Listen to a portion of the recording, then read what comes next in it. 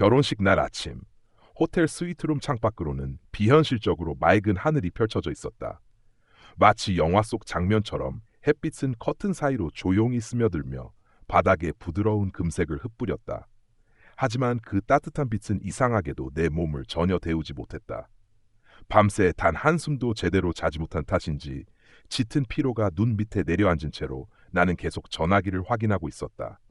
아버지에게서도 어머니에게서도 동생에게서도 메시지는 오지 않았다.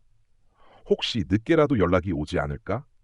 이런 기대가 남아있을 만큼 순진하진 않았다. 이미 몇 달 전부터 가족은 결혼식 이야기를 꺼낼 때마다 대답을 흐리거나 아예 다른 화제로 넘어갔다. 초대장을 보냈을 때도 아무 반응이 없었다. 그러나 막상 결혼식 당일이 되자 그래도 마지막 순간엔 와줄지도 모른다는 희미한 바람이 내 안 깊은 곳에서 계속 꿈틀거렸다. 드레스 피팅을 마치고 거울 앞에 섰다. 낯설 만큼 차분한 표정으로 서 있는 내 모습이 비쳐 보였다. 하지만 아무리 아름다운 세팅을 하고 아무리 기쁜 날이라 해도 내 머릿속은 단 한 자리, 바로 앞줄 세 번째와 네 번째 자리를 떠나지 못했다. 그곳이 바로 가족석이었다. 신부 대기실 문이 열리고 웨딩 플래너가 다가와 조심스럽게 말했다. 입장 10분 전이에요. 나는 천천히 고개를 끄덕였지만 심장이 점점 더 조여오는 듯했다. 그리고 다시 휴대전화 화면을 켰다. 아무 알림도 없었다. 정말 아무것도. 그 순간 설명할 수 없는 공허함이 온몸을 덮쳤다. 입구 쪽에서 들려오는 하객들의 목소리, 식장 안을 돌며 스피커에서 흘러나오는 피아노 소리, 모든 것이 멀게만 느껴졌다. 괜찮아? 친구 하나가 와서 손을 잡았다. 응, 괜찮아. 대답은 그렇게 했지만 그 말은 나조차도 믿을 수 없었다. 입장 시간이 되어 문이 천천히 열리자 식장 전체가 나를 향해 고개를 돌렸다. 카메라 셔터 소리와 박수가 동시에 터져 나오고 나는 길게 깔린 흰 러너 위를 한 걸음씩 걸었다. 하지만 나는 그 모든 장면을 관통의 단 한 곳만을 바라봤다. 가족석, 비어 있었다. 마치 일부러 비워둔 자리처럼 의자들만이 멀뚱히 서 있었다. 순간 복잡한 감정이 한꺼번에 치밀어 올라왔다. 서운함, 분노, 실망, 그리고 인정받고 싶다는 마음. 그 자리가 비어 있음으로써 마치 오늘의 나조차 가치가 없는 것처럼 느껴졌다. 그런데 그런 감정들이 부서져 내리는 바로 그 순간, 나는 아주 이상한 깨달음을 했다. 이 순간을 반드시 기억해야 한다. 누군가에게 보여주고 싶다는 마음이 스치는 듯했다. 그리고 그 감정은 금세 다른 형태로 번져갔다. 누군가라도 이 장면을 본다면 내 마음을 이해해 줄까? 나만 이런 상처를 가진 게 아니라는 사실을 확인하고 싶은 마음이 불쑥 올라왔다. 이 한순간의 감정이 누군가의 마음속 회상과 겹쳐질 수도 있다는 생각이 스쳐 지나갔다. 주례가 내 이름을 부르고 사람들은 다시 박수를 쳤다. 하지만 그 박수 소리가 커질수록 오히려 내 안에서는 낮고 차가운 목소리가 속삭였다. 이 장면을 너희도 언젠가 보게 될 거야. 그리고 그때 오늘의 이 빈자리들을 후회하게 될 거야. 결혼식을 무사히 마쳤지만 축하 인사를 받는 동안에도 나는 자꾸만 식장의 한 구석을, 그 비어있는 가족석을 바라보게 됐다. 지금 이 축하와 웃음 속으로 들어갈 수가 없었다. 행사가 끝나고 밤이 되어 집으로 돌아가는 길, 조용한 복도에서 문득 발걸음을 멈췄다. 아무도 없는 복도 한가운데에서 나는 거울에 비친 내 모습을 다시 마주했다. 새 신부의 얼굴이라고 하기에는 너무 쓸쓸해 보였다. 그리고 그 표정을 보자 마음 한구석이 또 묘하게 울렸다. 어쩌면 이 이야기는 그들에게 보여주기 위한 것이 아니라 이런 빈자리를 경험해본 사람들이라면 누구든 공감할 상처를 나누기 위한 것일지도 모른다는 생각이 들었다. 누군가가 이 순간을 본다면 내가 느끼는 이 구멍난 감정을 그대로 느낄까? 혹은 자기 안에 있는 오래된 빈자리 하나를 떠올릴까? 그 생각을 하자 갑자기 심장이 더 세게 뛰었다. 마치 이 순간이 언젠가 꼭 다시 돌아올 중요한 장면처럼. 하지만 그날 밤 나는 아직 몰랐다. 지금 이 상처가 3년 뒤 전혀 예상치 못한 방식으로 내 인생을 뒤흔들게 된다는 사실을, 그리고 정말 믿기 힘들 정도로 극적인 메시지가 내게 도착하게 된다는 사실도. 결혼식이 끝난 후 나는 가족의 빈자리만큼이나 큰 공허를 껴안고 사업을 시작했다. 사람들이 말하길 사업은 냉정한 사람만이 버틸 수 있다고 했다. 아마 그 말이 사실이라면 나는 진작부터 단단해져 있었을 것이다. 일찍부터 가족의 기대도, 응원도, 인정도 받지 못했으니까. 첫 호텔을 열던 날도 그랬다. 벽지 냄새가 채 가시지 않은 로비에서 나는 직접 바닥을 닦고 있었다. 아무도 모르게 열린 곳, 아무도 관심을 갖지 않는 작은 호텔. 그곳에서 나는 하루 종일, 그리고 그 다음 날도 쉬지 않고 일했다. 리셉션 의자에서 깜빡 잠든 새벽 3시쯤 컴퓨터 화면에서 작은 예약 알림이 떠 있었다. 첫 손님. 그 알림 하나로 나는 그날 밤을 통째로 버티며 다음 날 더 열심히 일할 이유를 찾았다.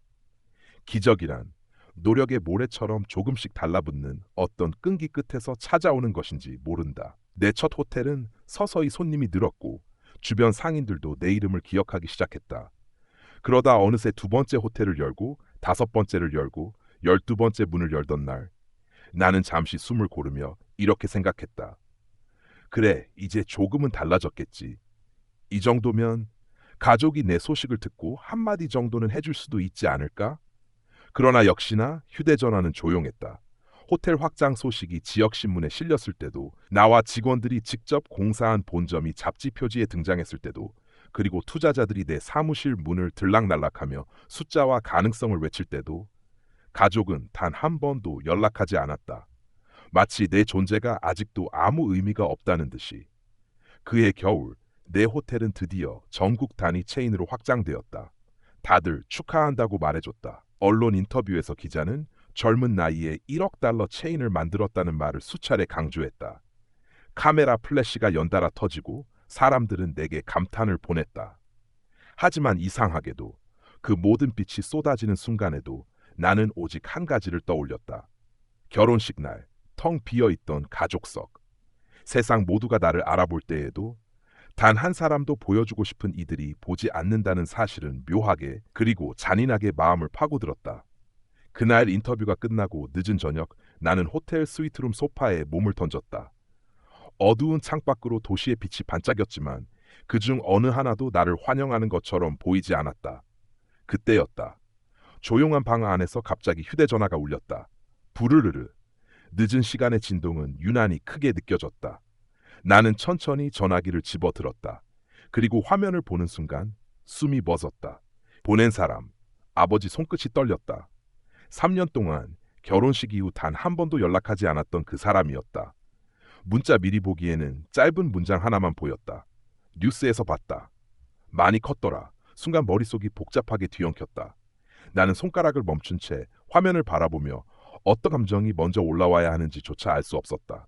기쁨, 분노, 허탈함, 혹은 기다렸던 말이 드디어 온 것에 대한 희미한 안도감? 아무것도 확신할 수 없었다. 다만 한 가지는 분명했다. 내 안 깊은 곳에서 폭발하기 직전의 감정이 꿈틀거리고 있었다. 갑자기 온몸을 관통하는 어떤 의문. 지금 이 사람이 왜 연락을 한 걸까? 정말 내 성공을 보고 마음이 움직인 걸까? 아니면 무언가 다른 이유가 있는 걸까? 그 생각은 점점 더 커져서 결국 나 혼자 판단할 수 없는 지경까지 이르렀다. 왜냐면 이 상황은 너무 많은 감정을 불러일으키기 때문이다. 그리고 나는 잠시, 아주 짧은 순간 동안 누군가의 생각이 궁금해졌다. 다른 사람들은 이런 메시지를 보면 어떤 반응을 보일까? 정말 사람들은 이런 때 뭐라고 말할까? 내 감정이 과한 걸까? 혹은 당연한 걸까? 그 경계가 흐릿해지기 시작했다. 휴대전화 화면은 계속 어둠 속에서 은은히 빛나고 있었다.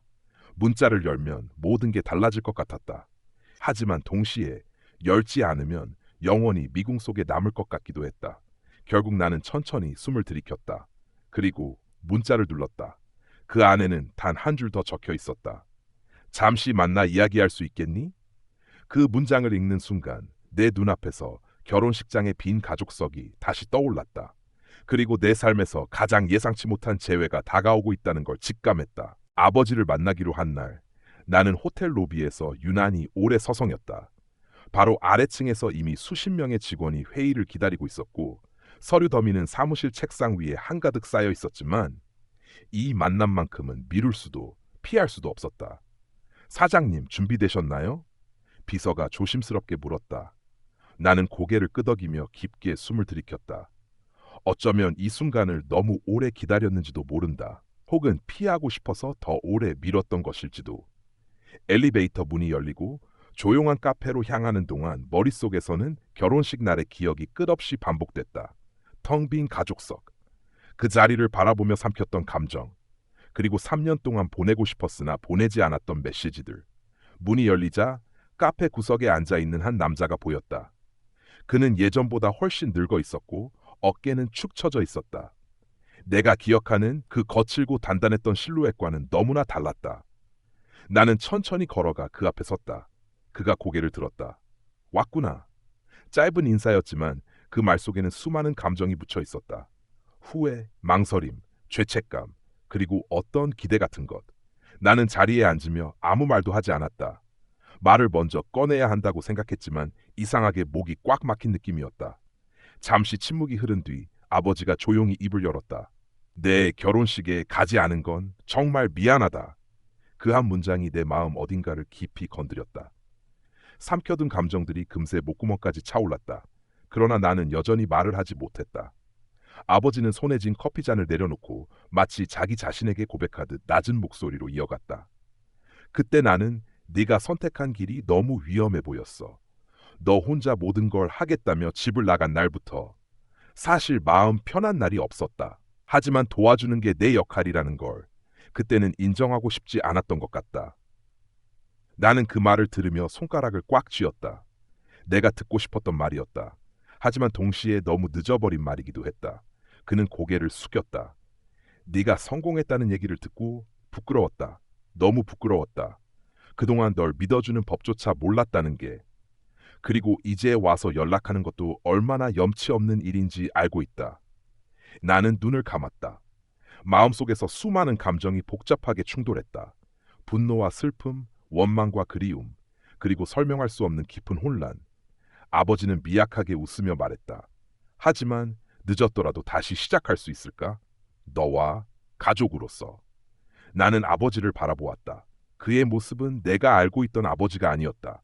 완벽하려 했던 사람도 아니고 항상 묵뚝하고 단단했던 사람도 아니었다. 지금 내 앞에 있는 건 오랜 후회 속에서 길을 잃어버린 한 인간이었다. 그 순간 마음속에서 어떤 감정이 미세하게 움직였다. 작고 조용하게, 그러나 분명히. 하지만 그 감정이 뭔지 아직 정확히 말할 수 없었다. 왜냐하면 그건 단 한 번의 만남으로 정리될 수 있는 문제가 아니기 때문이다. 아버지가 나를 보며 조심스럽게 물었다. 너는 어떻게 생각하니? 나는 입술을 깨물며 잠시 창밖을 바라봤다. 도시의 불빛이 번져 흐른 창문 너머로 내 호텔들의 간판이 희미하게 보였다. 지금의 나를 만든 모든 시간들, 그리고 그 시간 속에서 비어 있었던 자리 하나. 무엇을 선택해야 하는지 모르겠다는 생각이 들었다. 아버지와의 관계가 다시 이어진다면 그건 새로운 장의 시작일까? 아니면 오래된 상처를 다시 들추는 일일까? 그 두 가능성 사이에서 내 마음은 흔들렸다. 그리고 이상하게도 지금 이 순간의 이야기가 앞으로 어떻게 흘러갈지 나조차도 가늠할 수 없다는 사실이 오히려 더 강하게 나를 끌어당겼다. 이 만남이 끝이라고 생각되지 않았다. 오히려 시작에 가까웠다. 앞으로 어떤 선택을 하든 그 결정은 내가 걸어갈 다음 길의 중요한 분기점이 될 것 같다. 이 이야기는 여기서 멈출 수 없다. 오히려 이제야 비로소 앞으로 펼쳐질 장면들이 더 많아질 것 같은 예감이 들었다. 나는 결국 천천히 입을 열었다. 아버지, 나도 생각을 정리할 시간이 필요해. 아버지는 고개를 끄덕였다. 그래, 그럴 거라 생각했다. 우리는 더 많은 말을 하지 않았다. 둘 다 오늘의 만남이 단지 작은 서막에 불과하다는 걸 느끼고 있었기 때문일지도 모른다. 카페 문을 나서자 차가운 저녁 공기가 얼굴에 닿았다. 도시의 불빛 대신 갑자기 내 안에서 아주 다른 불빛이 켜지는 느낌이 들었다. 그것은 이제부터 시작되는 어떤 긴 여정의 신호처럼 느껴졌다. 내게도, 그리고 아버지에게도. 그리고 이 여정은 아무리 생각해도 아직 끝에서 한참이나 멀었다. 아마 다음 장, 다음 이야기, 다음 순간들이 나를 기다리고 있을 것이다. 내가 문득 하늘을 올려다보며 생각했다. 이게 새로운 시작일까? 아니면 오래된 결말의 연장선일까? 그 답은 아직 모른다. 하지만 분명한 건 이 뒤에 무슨 일이 이어질지는 나도 알고 싶어졌다.